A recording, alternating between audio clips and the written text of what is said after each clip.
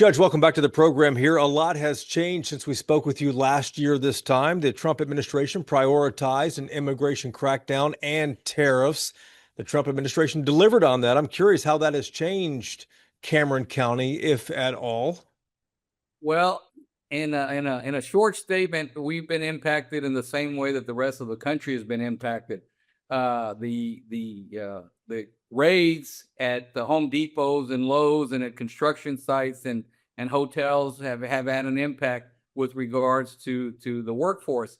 And but by the same token, all of our other larger employers continue to do well and continue to expand. So it's the same problem that we've had elsewhere. Most of the people, obviously, that have been detained, if they have any issues, criminal backgrounds, then they're the ones that are getting deported. But if they're U.S. citizens or residents, and all they're trying to do is work to provide for their family, then that itself is working itself out. We've also seen an impact. I've heard from the school districts that kids have been missing a lot of school because of the concern that parents have had sending them to it. And somehow or another, I just don't think that was, well, if that was the intended impact, I sure wish that they had told everybody, because I don't think that's what we should be doing at the end of the day. Criminals, especially violent ones, I completely understand. Individuals who have been here for years, decades, raising their family, working hard, being part of their community, that's a different story. How's all this being received? Not in a very positive light whatsoever, to be quite frank. We're hopeful that there'll continue to be pushback, with the realization on both sides of the political aisle that getting rid of our hardest working individuals and refusing to even discuss a immigration reform bill or legislation is not the way to address this problem. You had a bipartisan bill during the election in 24, but unfortunately, the administration or the President Trump at that point didn't want to encourage or allow the Republicans to even take it up for a vote. It was drafted by one of the more conservative senators in our Senate, from Oklahoma, and yet we can't even get a vote on it. So, or even a discussion. So it remains too much of a viable political issue. But until, I guess, if there's pushback from a negative standpoint, we may not see any change. But I'm hopeful that calmer and cooler minds and more understanding and empathetic hearts will prevail.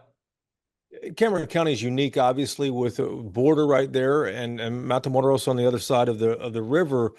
Has the Trump administration and the rhetoric and the immigration crackdowns, has that affected the cross-border commerce that you guys have enjoyed for decades? Our bridge crossings continue to creep upwards and get back to and past the levels that we were at before COVID. So that is a good sign. The cross-border trade continues to be a good sign. I think if we were to focus on that aspect of our security, purposes, I think we'd be much better served making sure that we are enhancing legal cross-border trade rather than just this potential personnel aspect. Because without, trade with our second or our first largest trading partner, that's going to continue to impact our economy, both statewide and nationally, in a very negative form. And we're seeing that kind of on a daily basis with regards to the uncertainty of tariff policy and everything else that's going on. Judge, I remember last time we spoke, you were quite hopeful about Starbase there on the coast.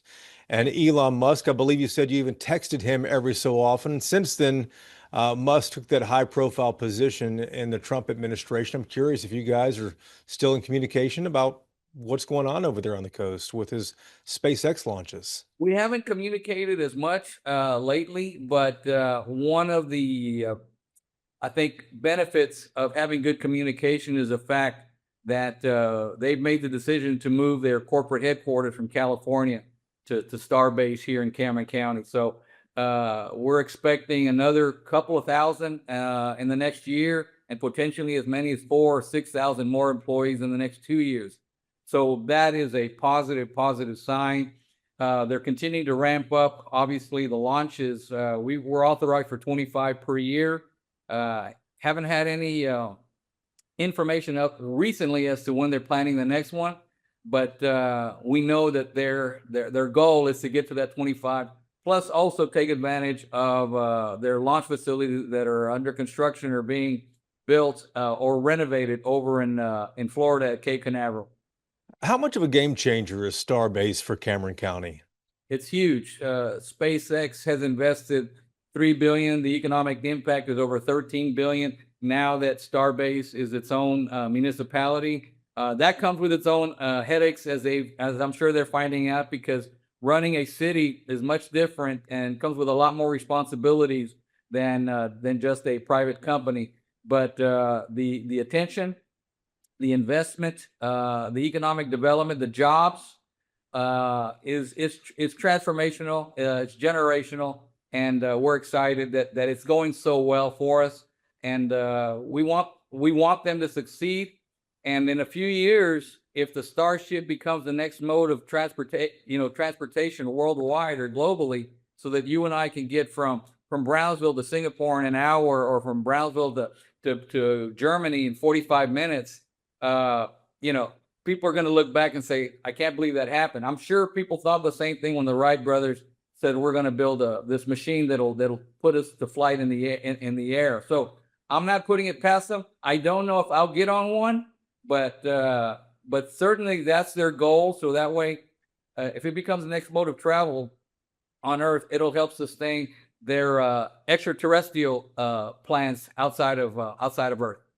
Judge, we'll all be coming to Brownsville for that if it happens. It's good to see you again. Good to see you too. Thanks for having me. Merry Christmas.